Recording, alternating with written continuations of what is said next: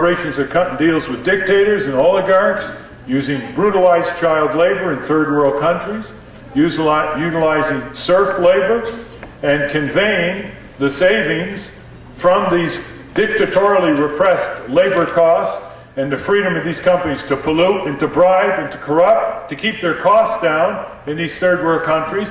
And then they're providing these serf laborers with brand new capital equipment to produce products that are shipped to this country and undermining workers and companies that are playing by the rules.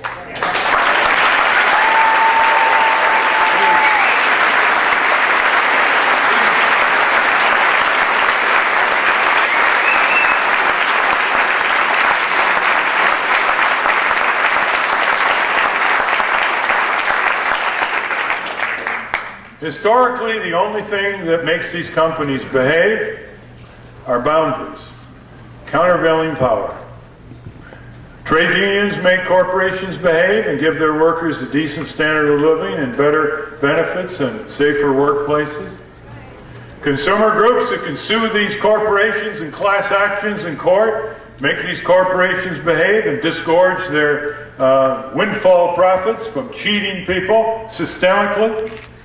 Government regulation of corporations is another way of saying law and order for the rich and powerful, the way it's expected to be applied to people who aren't rich and powerful.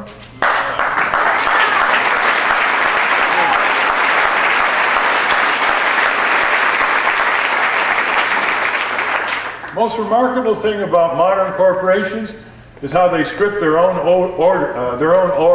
owners of any power. Isn't that amazing?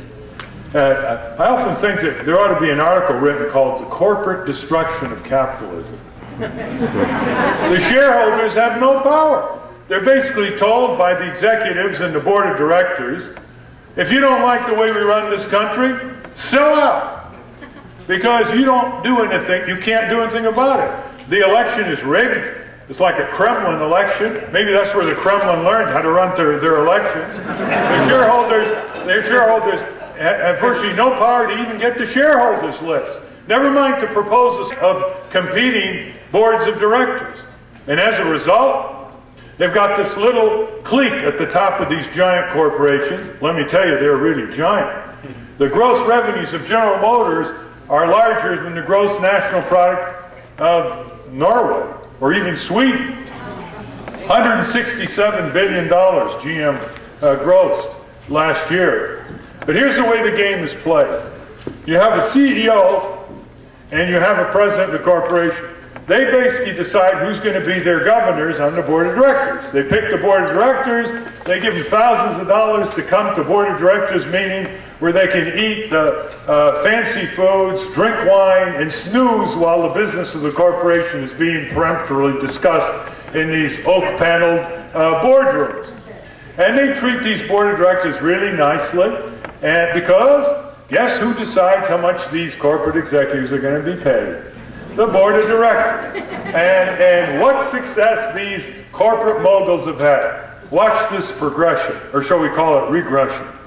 In 1940, the CEOs of the top 300 biggest corporations in America paid themselves, through the board of directors, 12 times the entry-level wage on the average.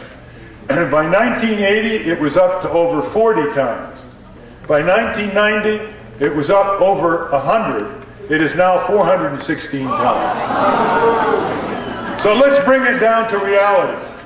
Here in Los Angeles or around the country, you have a situation where the CEO gets into a limousine and goes to work in the same building where an entry-level worker is working. And here's the difference.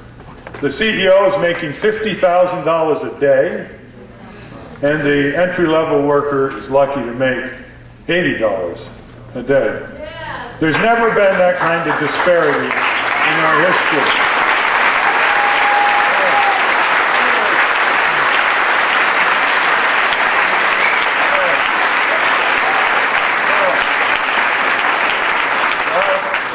Now here's the way owners are stripped of their ownership rights. We the people, remember, that's the way it started. They didn't say 200 years ago, we the corporation. We the people is a preamble to the U.S. Constitution.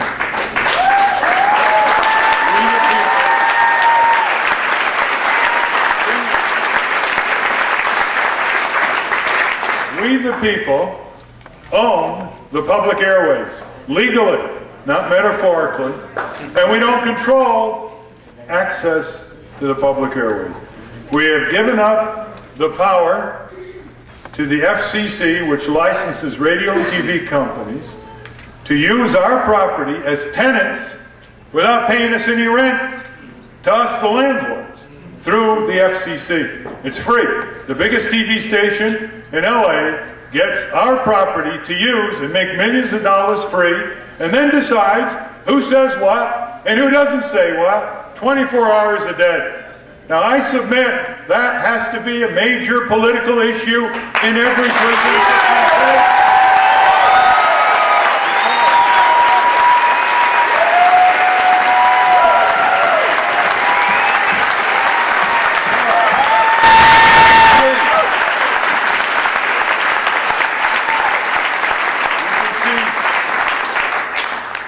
5 years ago, it was illegal for any company to own more than 12 radio stations. Now one company owns 800 radio stations. They're laying off reporters, they got syndicated PAP and homogenized programming, and they're making money even more because they're charging the advertisers more because there are fewer outlets owned by different companies in a metropolitan area. Now just think, Herbert Hoover was a very conservative president. He was a Republican. When he was Secretary of Commerce in the 1920s, he vigorously demanded that the new radio stations that were licensed had to be non-profit, no advertising, and fulfill a public trust. How far it's gone from that. 90% of radio and TV now is tawdry or cheap entertainment, advertising, and weather sports, and quick blitz-like reports about street crime or some other sensational breakthrough. Now, there are other things to describe them. But you see, if we grow up corporate, you know, we don't like what we're watching on TV, we swallow the party line, the corporate party line, which is, you don't want one channel? Flick it on another. Or flick off. It's a free country. Huh? You don't like who's using your house that you own? Get the hell out of there. Huh? So, as a result, look at the three major TV stations a few years ago in LA, drowning in profits, decided they wanted to make more profit. And they shut down their offices in Sacramento, which they were using to cover state government in order to tell you a few things about what your representatives in Sacramento were doing. They shut the offices down in order to make more profit. Hey, what power do we have on that? We have no power. Let's face it, the first premise of a basic political and economic reform in this country is to admit that they have stripped us of our power as voters, consumers, taxpayers, workers, viewers, and listeners.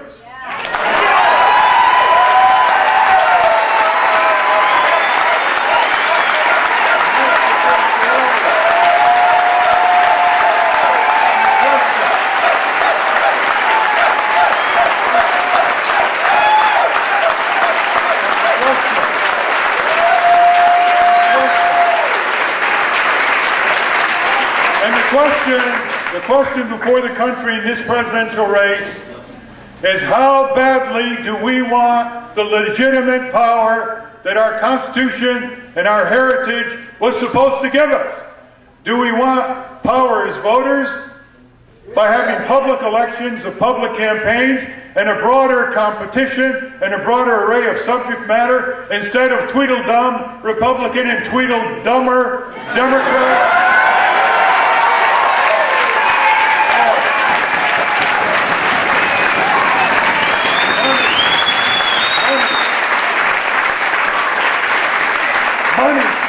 Money in politics nullifies our vote.